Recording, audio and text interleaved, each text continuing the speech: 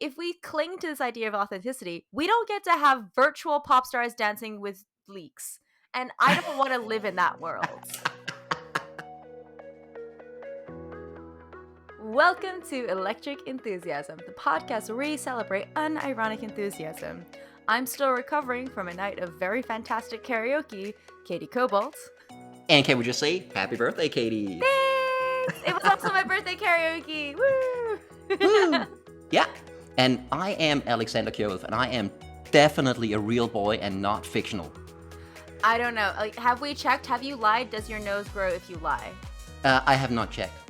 And there is also the possibility that we're all living in a simulation, in which case I guess we are all fictional. What is real?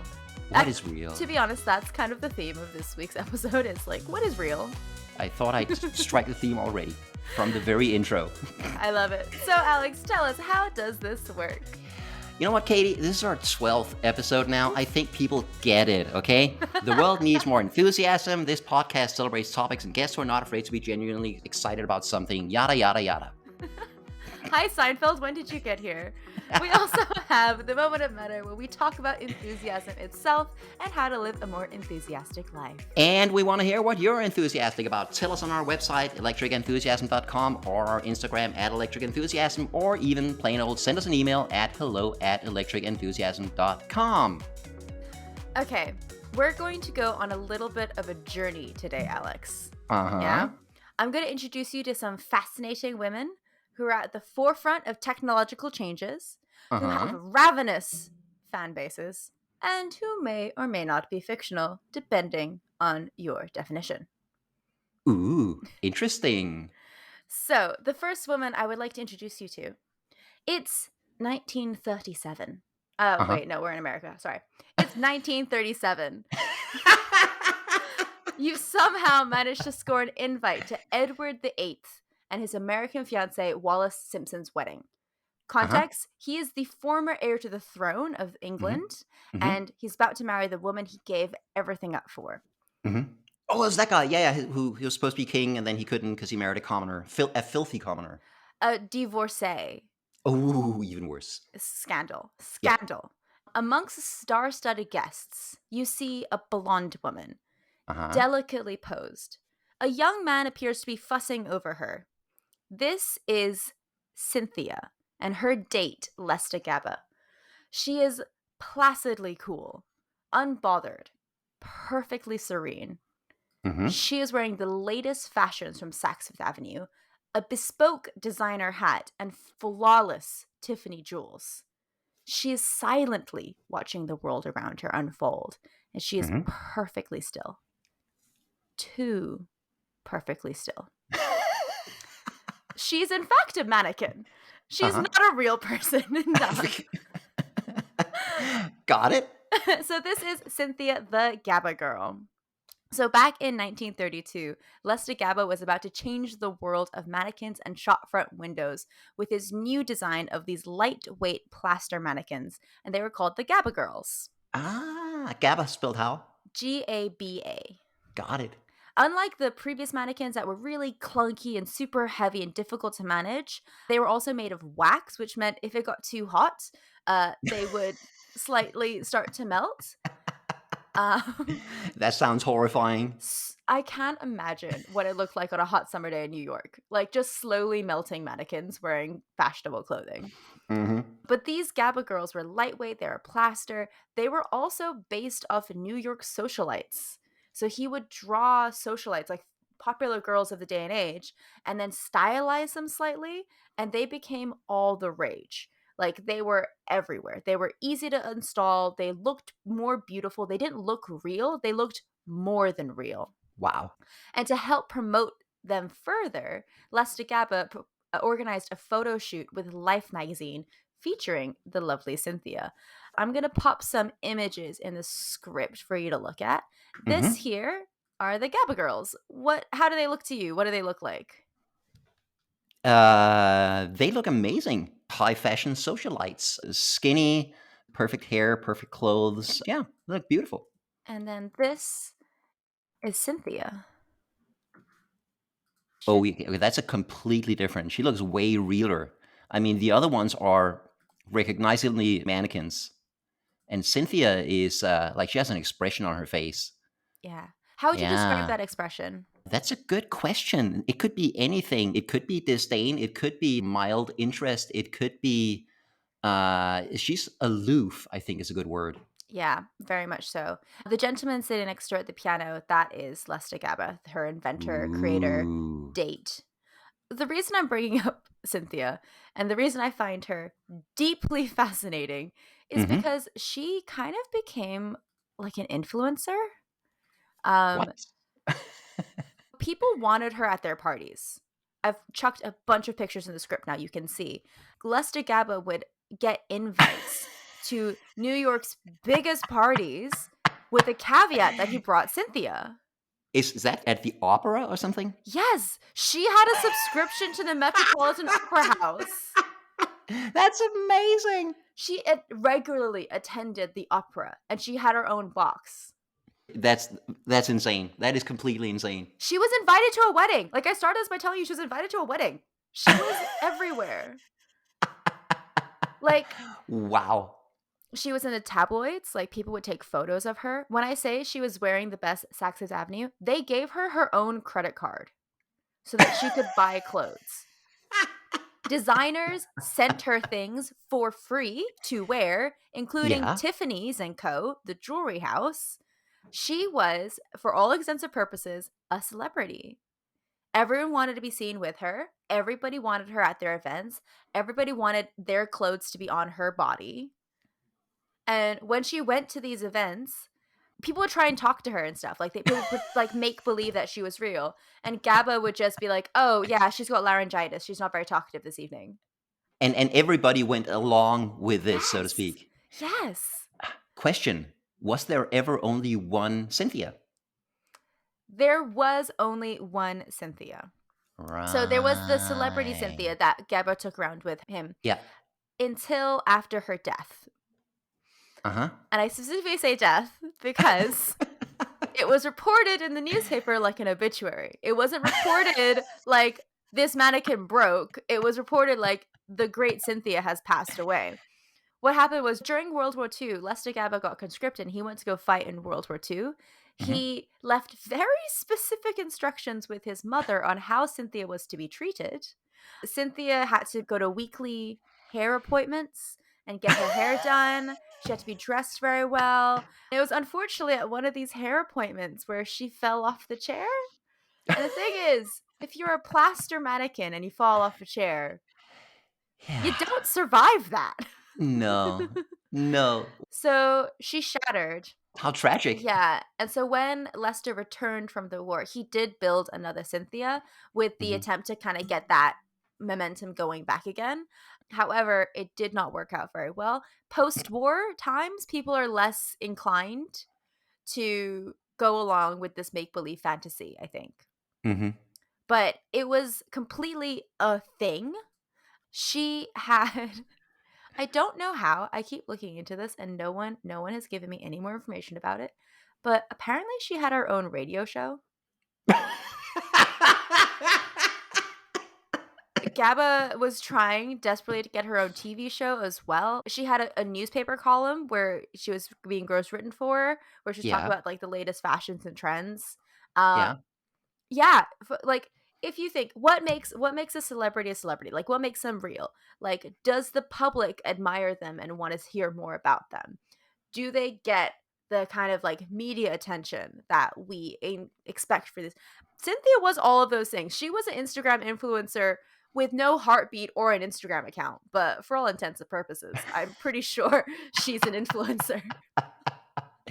This is not too far off from some of the celebrities we have today, right? Yeah. Who are not famous for doing anything or for being anything in particular. They're famous for being famous, for maybe once doing a sex tape by accident that accidentally who nobody Mm. knows how it gets released, right? Oh.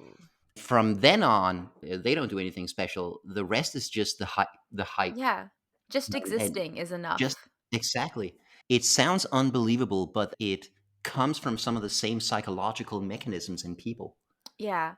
And also, like, imagine, like, you seeing her compatriots, the other Gaba girls, in the shop windows. That's a place of worship, right? Mhm. This glass wall behind them. They are immaculately dressed. They look the part. They look like fashion models. And then Mhm. you see Cynthia on the red carpet. You see her in the magazines. You see her on TV.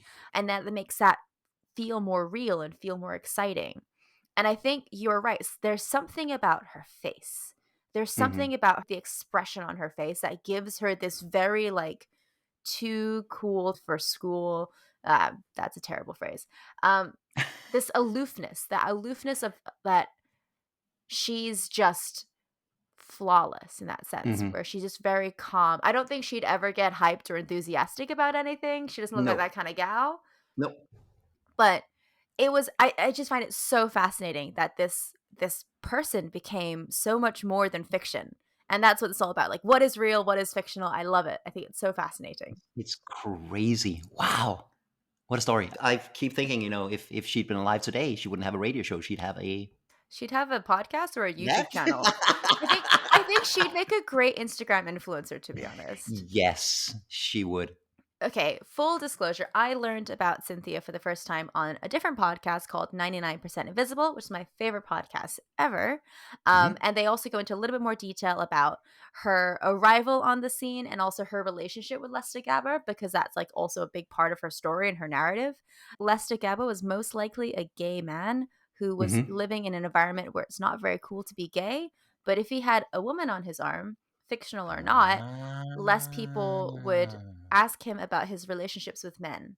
She was like the ultimate beard as well, Wow. and got him all the invites to all the great parties as well. So I can totally see why he was like, this is a great option for me to live my life the way I want to be able to go to all these cool parties. I want people to stop asking about my sexuality. This is great. Thank you, Cynthia. Wow. Yeah, I can see that. That tracks. Yeah. And so when I learned about Cynthia, it reminded me of another fascinating fictional woman, where Cynthia is from the 1930s and she is kind of at the forefront of mannequin technology. Hatsune Miku is from Japan and she's at the forefront of vocal generation software technology, vocal synthesizers, Mhm. right? There is a an offshoot of the Yamaha Corporation called Krypton Future Media, and they created a vocal synthesizer application called Vocaloid. Mhm. And when they made this application, they basically hired a voice actress. By the way, my Japanese, non-existent. This is going to be hard. Why do I keep doing this? I keep picking episode topics where it's in a languages I do not speak. Okay. Yeah, but we all enjoy listening to you try. Thank you, Alex. Thank You're you. entirely welcome. Entirely welcome. They got a Japanese voice actress, Sasaki Fujita, to create all the phonemes of Japanese. So these are all like the little sounds that make up a language at a controlled pitch and tone. When you put Mhm. these into the software, you can then type a sentence in Japanese and a voice will create that sentence. Mhm. And you can also use a keyboard to create a little melody and the voice will now sing that sentence. Uh-huh. So it's an entirely generated singing voice. And you can also change the style of it. You can make it very sweet. You can make it very dark and mature. Like there's like filters you can put on top of it. So once they created this product, they were like, we want to make this a thing. We don't want it to just be a voice software. So they hired a Japanese manga artist, Kei Garo, to create a design for it. And they called her Hatsune Miku. Okay. So she is a 16-year-old with super long, amazing turquoise hair. Her design is actually based off the Vocaloid software. So her skirt design looks like the soundbar sliders on the software itself. Both her and Cynthia are essentially marketing ploys. I recognize that. But what I love about them is that they've become so much more than marketing ploys because of the community that form around them. So I'm going to pop a link in our script. Mhm. Can you please click this link and tell me, what have I subjected you to watch? You betcha. Oh, dear Lord.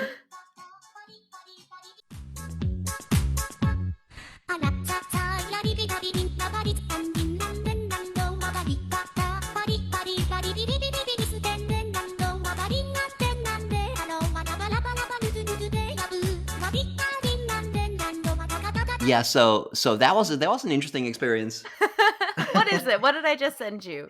So it's computer generated, obviously, and you have this girl in the middle of a big field singing this very simple, very childlike pop song. The Yep. graphics, I was expecting something more lifelike and real. The graphics were like very 1998 World of Warcraft, simplified style. Yeah. Yeah. And of course, she looks like an anime character, very childlike, those huge eyes. Yeah. Yeah. So what happened was they released this software and everyone was just like, "Oh, you want her to be an idol? You want her to be a pop star? Hmm. Okay, we'll make her a pop star." So as her recognition and popularity grew, there is like the Japanese equivalent of YouTube, which is called Nico Nico Duga. It became this place for like a collaborative content creation. So some people would write songs using Hatsune Miku's voice, and then somebody else would like see that and then draw her singing to it or create an animation in 2D or 3D, and like people do remixes. Some people would post unfinished work and ask for ideas. So this is an example of one of those collaborations. That's amazing. And this is actually one of like the most popular ones. I don't really know why. I couldn't tell you either, but it has 36 million freaking views. And this is on YouTube, which is not the platform it started on, or the platform where her fan Whoa. base is. Whoa. Also, during the video, 55 seconds in, she's dancing with a leek or a Welsh onion, as it's sometimes called in Japan. Like literally the vegetable. Uh-huh. She's just holding it and like waving it around. I haven't quite figured out why leeks, but it's become like part of her identity.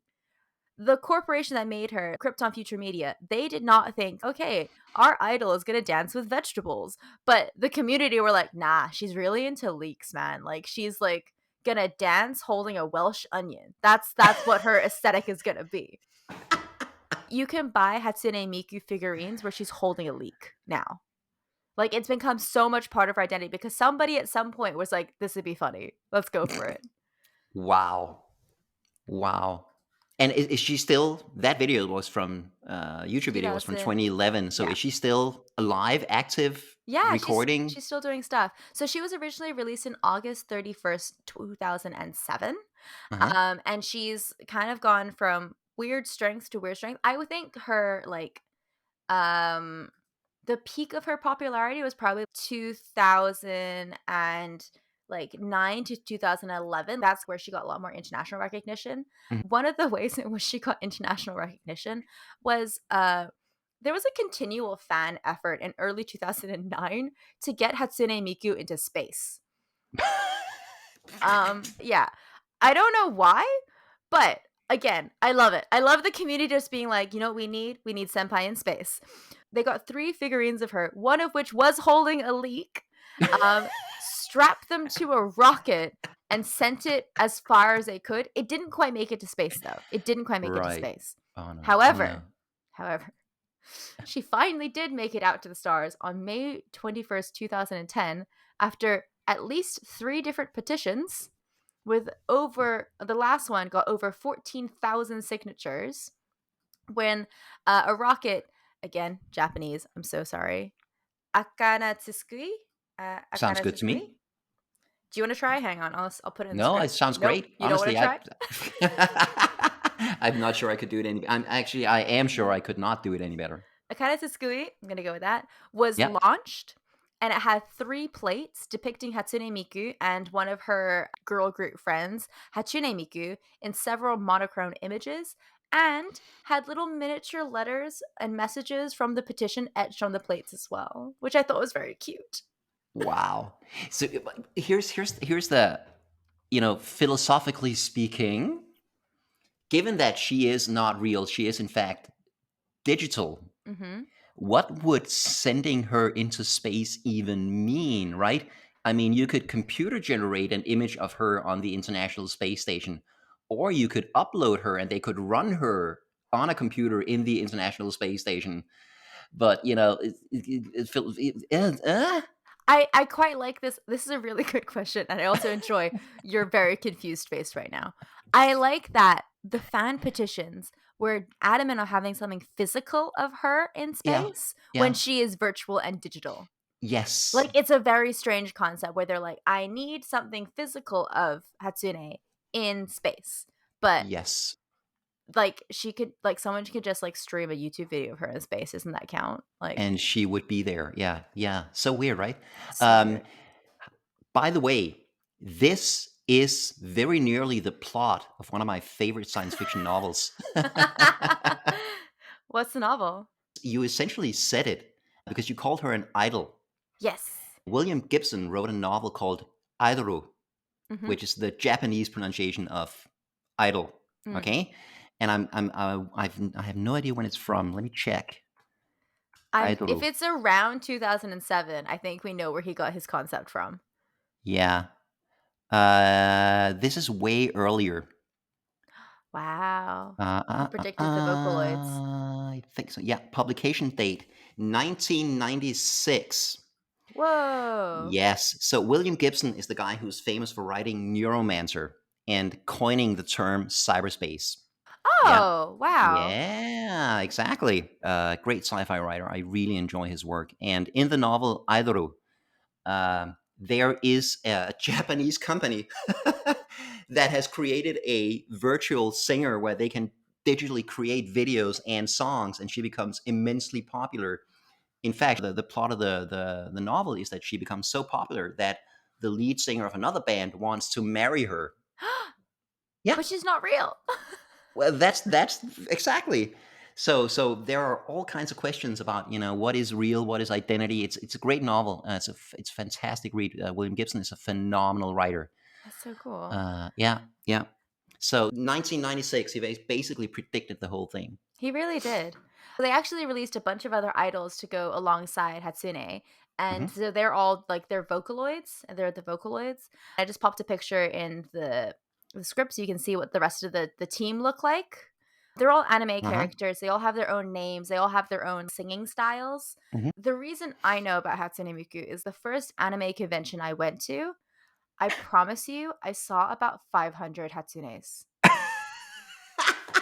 Like, every other person, and I'd never heard of Vocaloid, I'd never heard of Hatsune Miku, and I was just like, okay, clearly this chick is important. I need to get my Google Fu on. I need to figure this out. I was probably 15 at the time, and my friend, she really wanted to go to the anime convention. She had an extra ticket, dragged me along. I wasn't into anime. I'm still not really that into anime, but I'm always down for an adventure. And yeah, it was weird. There were so many Hatsune Mikus, so many Vocaloids everywhere I went. So yeah, this is like my experience of Hatsune Miku. Yeah. I want to send you one more video. Yes. So this is hang on. So Supercell is a band who did not have a singer. They wanted to have a singer, but they didn't have a singer at the time. And so they just started using Hatsune Miku as their vocalist. And they wrote a song called World Is Mine, and it became exceptionally popular. I actually know this song from various different places in my life. Like, if you go to arcades and you play on a rhythm game in an arcade in Hong Kong or Japan, they will have this song on that game. Right? So whenever I go to arcades, I play Taiko, I play the swirly whirly game that I post on my Instagram. Like, Taiko is the drumming thing, the drumming right? one. They'll have this song. It's so popular. And I've sent you a particularly interesting video version of it because this is a live performance. What?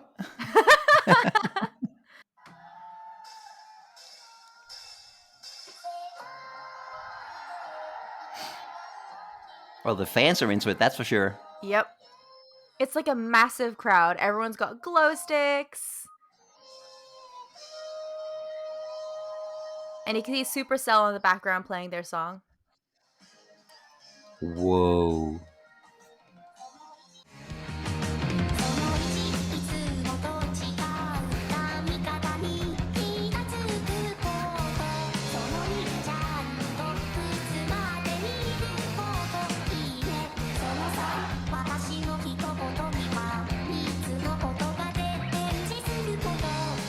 So, huge crowd, band in the background, and What's her name again? Hatsune Miku. Hatsune Miku. In front as a hologram, basically. Yeah. And the crowd going wild. And now I'm going to ask you, can you please skip ahead to 1 minute and 45 seconds and tell me what dance is she doing?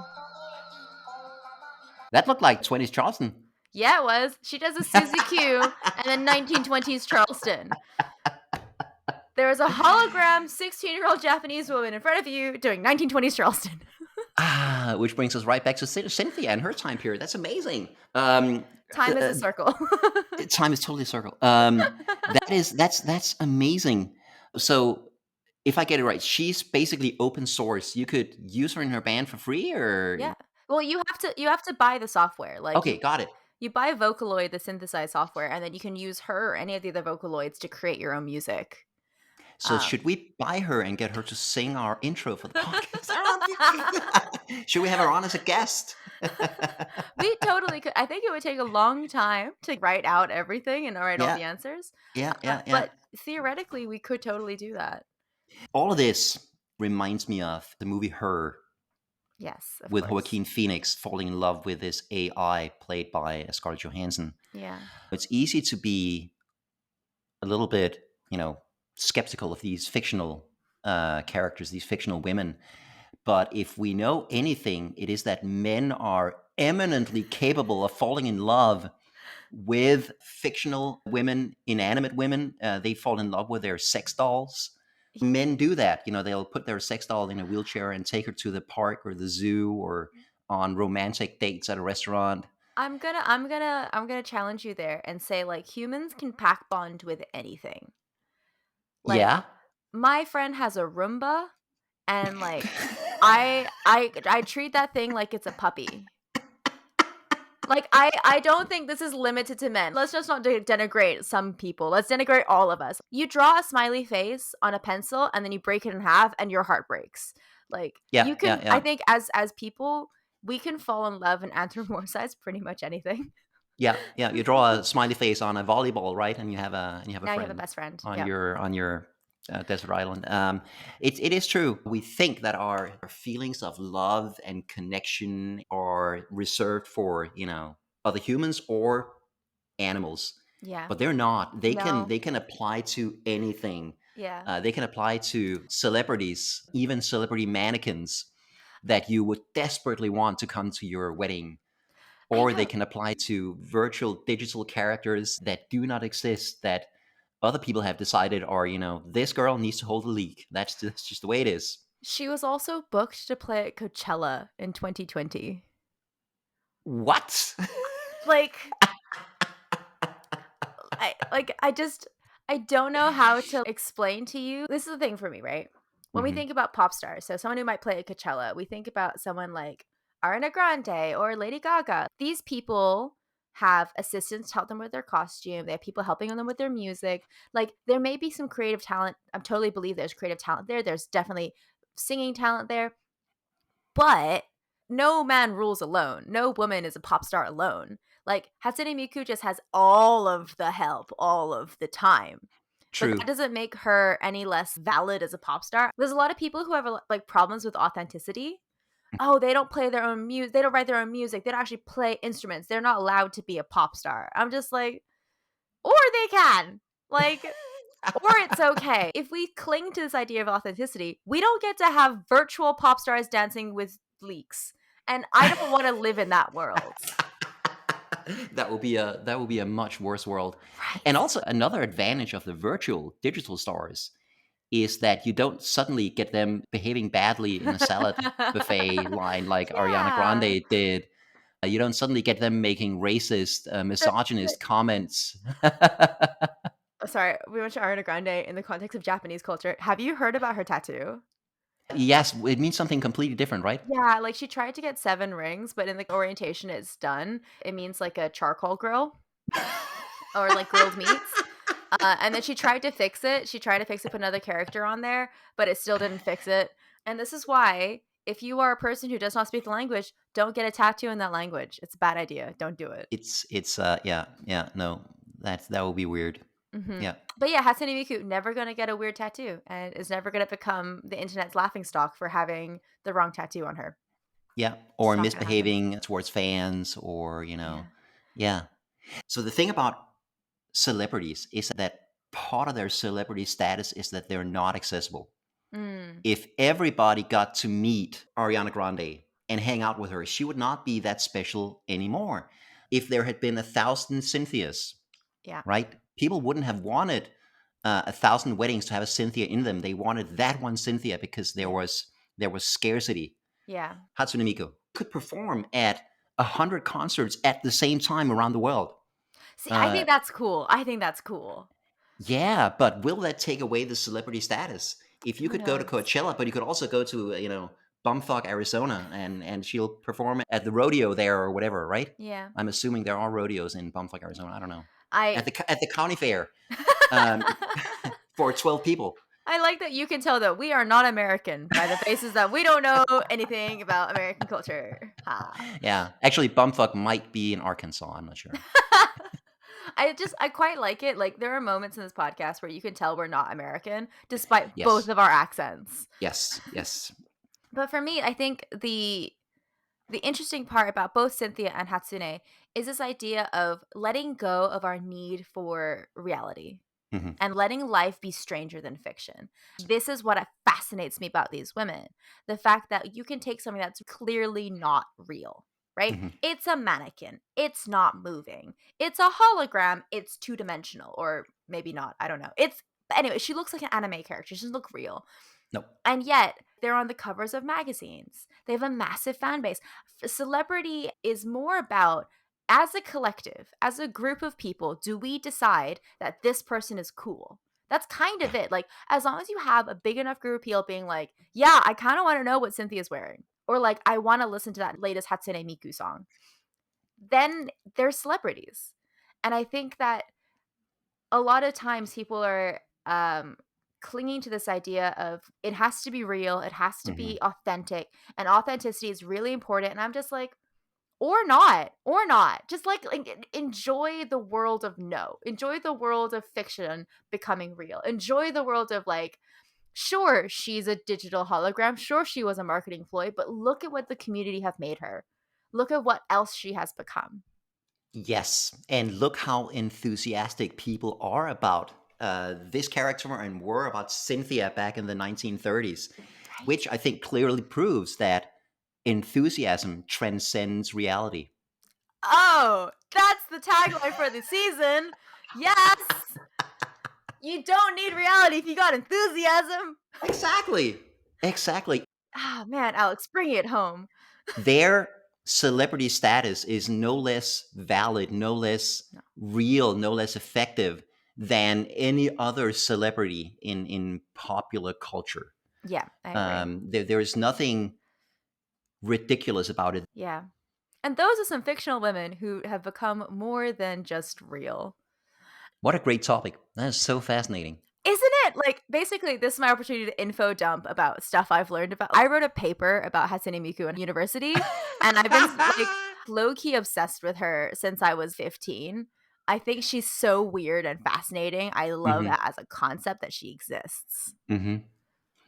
These are great stories, but it also shows that our capacity for enthusiasm is pretty much limitless. We can, Mm, as a species, we can get enthusiastic about anything, which I think is amazing. yes. And we can bond with a lot of things, not just with people and animals. We can bond with a mannequin. We can bond with a digital character. A Roomba. A Roomba, a Roomba. Humans just want to connect so Yes. deeply and so truly that we will connect with anything. Like Yeah. if it moves, if it even has the illusion of a personality, we'll give it a personality. I have a relationship with my laptop, I have a relationship with my phone. Like these are not just objects in your life. These are more than that. Yeah. It's like Thor with Milnor. Milnor? No. Mjolnir. Mjolnir. It's like Mjolnir. Thor with Mjolnir. When Mjolnir goes destroyed in Ragnarok, it's like he has to grieve that loss. That's like a loss in his life. Korg's summation. Sounds like you had a Exactly. special and intimate relationship with that hammer, and that losing it was almost comparable to losing a friend. I'm very impressed you can quote that. Damn. I've seen that movie a few times. It's a good movie. It's a I was great watching it movie. today while I was cooking. It was great. Anyways. Yeah. Dear listener, what did you think about these fictional women who have become more than real? Are there some fictional women you would like to bring into reality? I mean, you can just do it with your power of your enthusiasm. Or is there fictional women who should absolutely stay in fiction? Do you have any questions or did we leave something out about this? Wow, why English? Do you have any questions or did we leave something out? Awesome. I cannot. Do you have any questions or did we leave something out? Go to our website or Instagram at Electric Enthusiasm and let us know. Oh my goodness, that was so hard for me to read. Oh, why was that so hard for me to read? Goodness. Yeah. Terrible. By the way, Katie, is there any fictional woman who you believe should absolutely stay fictional? Oh, I know we love ragging on Game of Thrones in this series, but like, let's be real. Cersei Lannister should never ever exist in this universe. Like, I'm very happy with her being a fictional person. No Cersei Lannisters. Okay, thanks. First of all, I agree. Second, now you've done it. I've got to do it. There's a thing. I've got to do a thing. Hang on. Oh God, ladies and gentlemen, everyone in between, he has taken his headphones off. He has a little sign going on the back of his background saying, "We've gone exactly 0 episodes without trashing Game of Thrones." Yay! The commitment, good sir. We were doing so well. Last 2 episodes, not a single mention of Game of Thrones. I see. Here's the thing. It's because we had guests on the last 2 episodes of the show. and we don't know if they potentially love Game of Thrones, so we're polite and we stay away from it. Yeah. I mean, and the moment we're on our own, you get in there and you. The moment we're on our own, it's just, can we find a way to make sure the universe knows how much we dislike how Game of Thrones ended? That show was so bad. So bad. Oh. Anyway. Alrighty. That's fantastic. I can't believe you had that. I love it so much. It's time for our moment of meta. Yes! In this moment of meta, I want to build on our last 2 episodes because we had 2 amazing guests on who were very enthusiastic. Agent Colbert talking about cosplaying, and then Mark Dowds talking about ultra marathon running. 50 kilometers, 75 kilometers up and down mountains and through streams. And here's the thing. There is a very small chance that I will ever do cosplay. And there is a 0 chance that I will ever do an ultramarathon. Yeah. And yet I was incredibly enthusiastic about both of those topics and both of those people. And that led me to formulate another one of the commandments of enthusiasm. The enthusiandments? Yes, there you go. I'm fine with it now. I'm getting over myself. Good. I still enjoy forcing you to actually say the words. Anyway. But your pregnant pause just then. I think it should be an enthusiandment, a rule of enthusiasm, that you don't actually have to participate in X to be enthusiastic about X, whatever that is. I'll give you an example.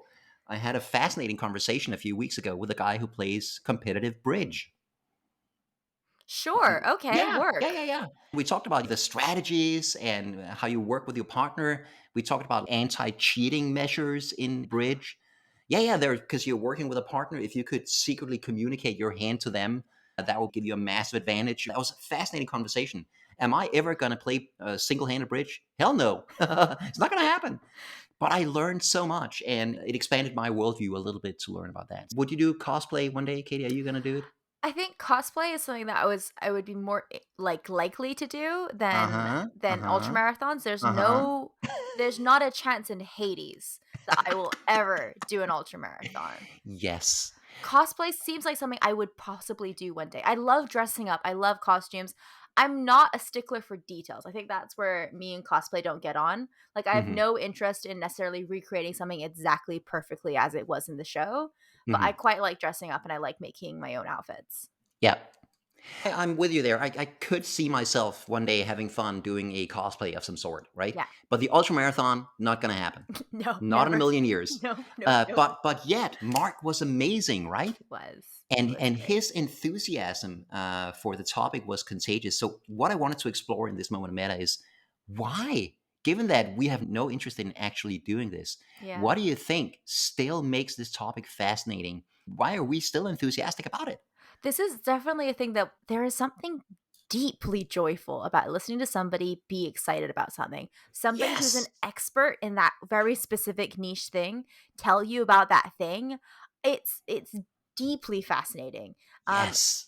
and it's gotten me interested in like linguistics and how sounds are created in your mouth is something I never thought I'd be interested in, but I am. And so I do know it's a thing.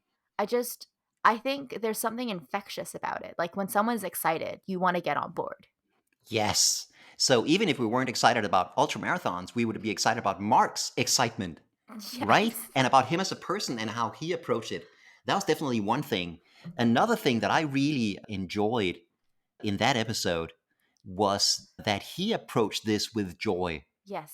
and enthusiasm, right? That his training and the way he ran the races was very much about finding ways to enjoy it.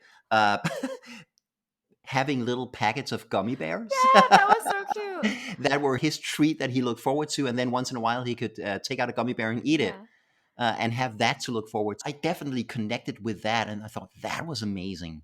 The episode with Mark, this is getting like very meta now. The language he used to talk about it, I found it so funny.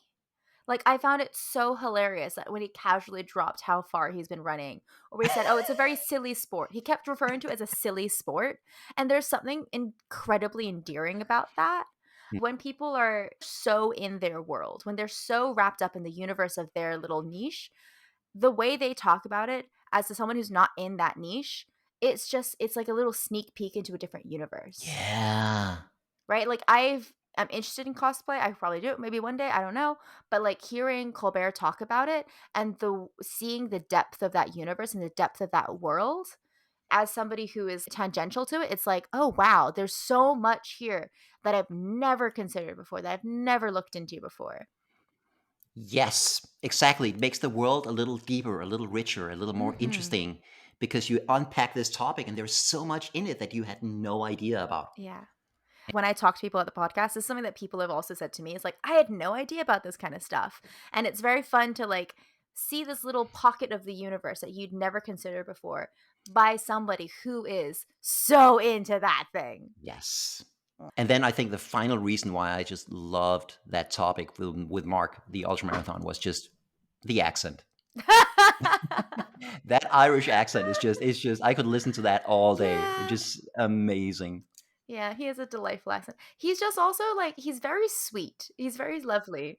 For a guy who spends his time like doing the most extreme crap that I could possibly never fathom, he's like very down to earth, Yeah. very chill.